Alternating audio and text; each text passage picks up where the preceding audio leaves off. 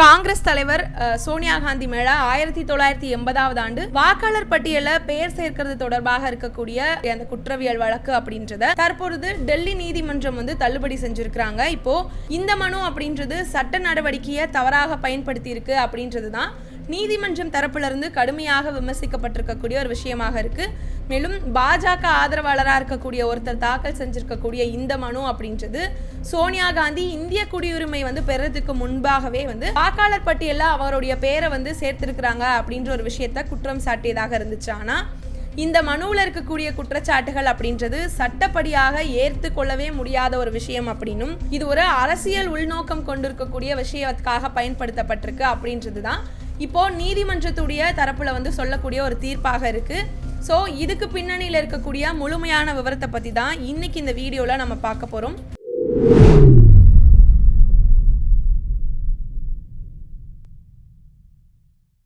கோபாசை நண்பர்களுக்கு வணக்கம். வீடியோக்குள்ள போறதுக்கு முன்னாடி மறக்காம சேனலை சப்ஸ்கிரைப் பண்ணிக்கோங்க. அப்படியே இந்த வீடியோக்கு ஒரு லைக் பண்ணிட்டு இது பத்தினா உங்களுடைய கருத்துக்களை மறக்காம கமெண்ட் செக்ஷன்ல பதிவிட்டுருங்க.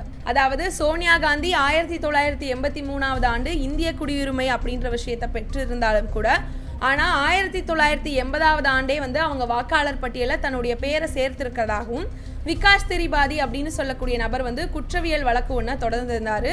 இந்த விஷயம் அப்படின்றது ஒரு மோசடி செய்யக்கூடிய செயல் அப்படின்னும் இது பற்றி இருக்கக்கூடிய முதல் தகவல் அறிக்கையான எஃப்ஐஆர் பதிவு செய்யப்படணும் அப்படின்றதையுமே அவர் தரப்பிலிருந்து வைக்கக்கூடிய ஒரு விஷயமாக இருந்துச்சு. இப்போ இந்த வழக்கு அப்படின்றது சோனியா காந்தியுடைய குடியுரிமை மற்றும் அரசியல் வாழ்வில் ஒரு கலக்கத்தையே ஏற்படுத்துறதுக்காக பாஜக ஆதரவாளர்கள் பயன்படுத்தி இருக்கக்கூடிய ஒரு வழக்காக இருக்கு அப்படின்றது தான் தற்பொழுது முன்வைக்கக்கூடிய ஒரு விஷயமாக இருக்கு.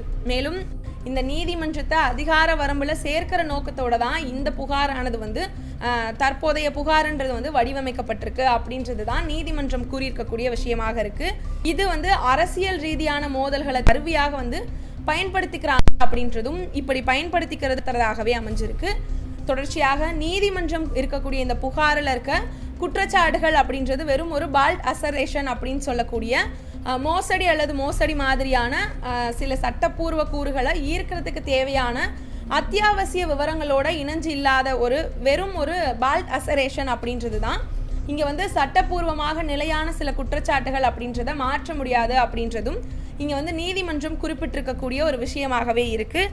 அதனுடைய பொருள் அப்படின்றது இங்கே ஒரு குற்றவியல் வழக்கு தொடர்றதுக்காக நீதிமன்றம் உறுதியான ஆதாரங்களையோ இல்லை சட்டப்பூர்வமான விவரங்களோ தேவை அப்படின்றத குறிப்பிடுது. ஆனால் இந்த மனுவில் அப்படின்றது பார்க்கும் பொழுது உறுதியான ஆதாரங்களோ இல்லை சட்டப்பூர்வமான எந்த விதமான விவரங்களோ அப்படின்றது இல்லை அப்படின்றது தான் இங்கே குறிப்பிட்டிருக்கக்கூடிய ஒரு விஷயமாகவும் பார்க்கப்படுது.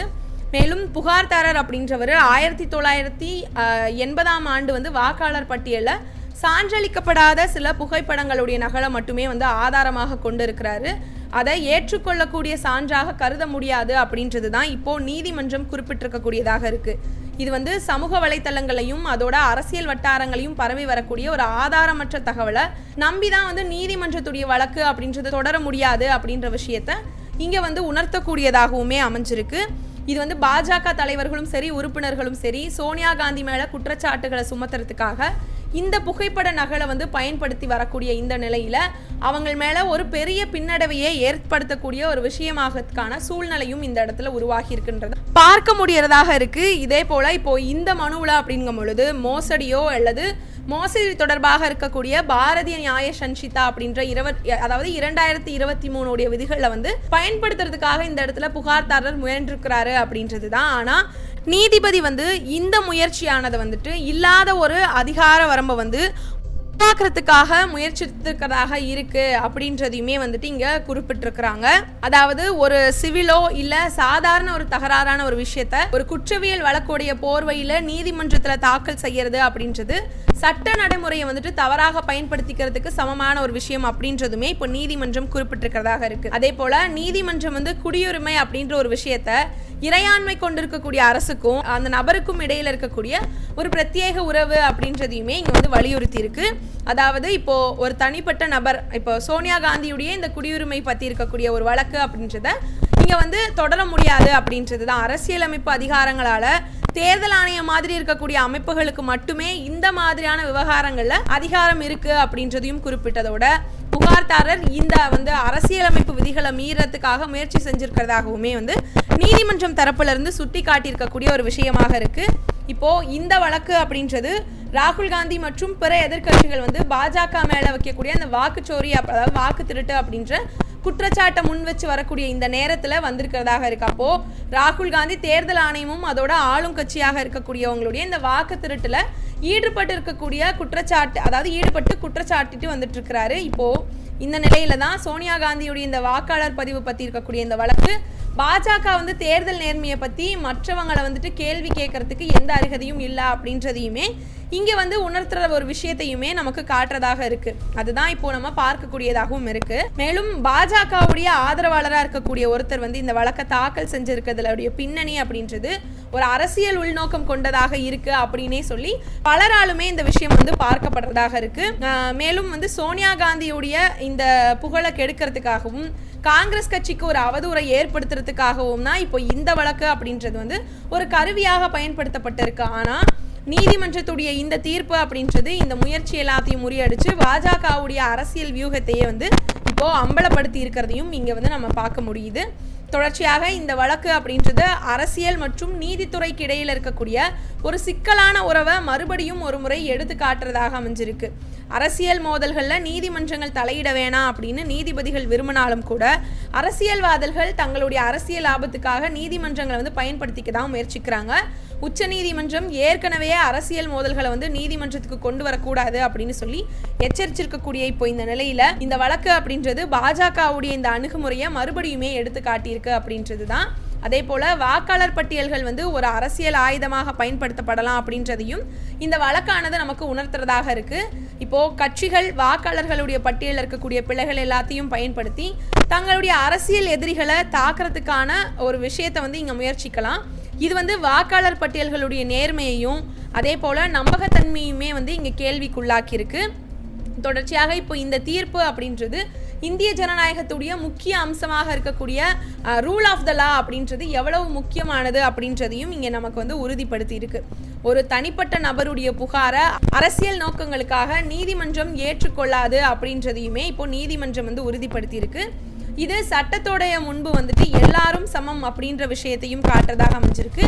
அதே போல சட்ட நடைமுறைகள் அப்படின்றது அரசியல் உள்நோக்கங்களுக்கு பயன்படுத்தப்படாது அப்படின்றதையும் நமக்கு காட்டக்கூடிய வெளிச்சம் போட்டு காட்டக்கூடிய ஒரு விஷயமாக தான் இந்த இடத்துல இந்த வழக்குடைய தீர்ப்பானது அமைஞ்சிருக்கு. மேலும் இப்போ இங்க பாஜக எதிர்க்கட்சிகளை மௌனமாக்குறதுக்காகவே அவதூறு வழக்குகளை ஒரு ஆயுதமா பயன்படுத்துறாங்க அப்படின்றது தான் எதிர்க்கட்சிகளோட தரப்புல தொடர்ந்து வைக்கக்கூடிய ஒரு குற்றச்சாட்டாகவும் இருந்துட்டு இருக்கு.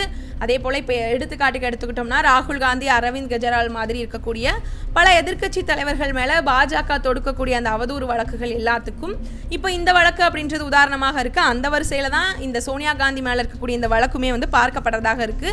இது அரசியல் விமர்சனங்களை எதிர்கொள்ள முடியாம தான் சட்ட ரீதியான நடவடிக்கைகளை பாஜக நாடுறாங்க அப்படின்ற ஒரு குற்றச்சாட்டை இன்னுமே அதிக அளவு வலுக்கக்கூடிய ஒரு விஷயமாகவும் இங்க அமைஞ்சிருச்சு. அதே போல இப்போ பாஜக மத்தியில் ஆட்சிக்கு வந்த போதே ஊழலுக்கு எதிரான ஆட்சி அப்படின்னு சொல்ற ஒரு முழக்கத்தோட தான் வந்துச்சு. ஆனா சோனியா காந்தி மேல தொடரப்பட்டிருக்கக்கூடிய இந்த வழக்கு அப்படின்றது ஒரு தனிப்பட்ட அரசியல் ஆதாயத்துக்காக பயன்படுத்தப்பட்டிருக்கு. இது பாஜகவுடைய ஊழலுக்கு எதிரான நிலைப்பாட்டுடைய நம்பகத்தன்மையை இப்போ கேள்விக்குள்ளாக்கி இருக்கு. ஒரு பக்கம் ஊழலை எதிர்த்து போராடுறதாக சொல்லிட்டு இருக்கிறாங்க, இன்னொரு பக்கம் அரசியல் உள்நோக்கத்தை எடுத்துக்கிட்டு வழக்குகளை பயன்படுத்துறதா அப்படின்ற பாஜகவுடைய இரட்டை நிலைப்பாட்டை இந்த விஷயத்து மூலமா நமக்கு காட்டுறதாகவும் அமைஞ்சிருக்கு.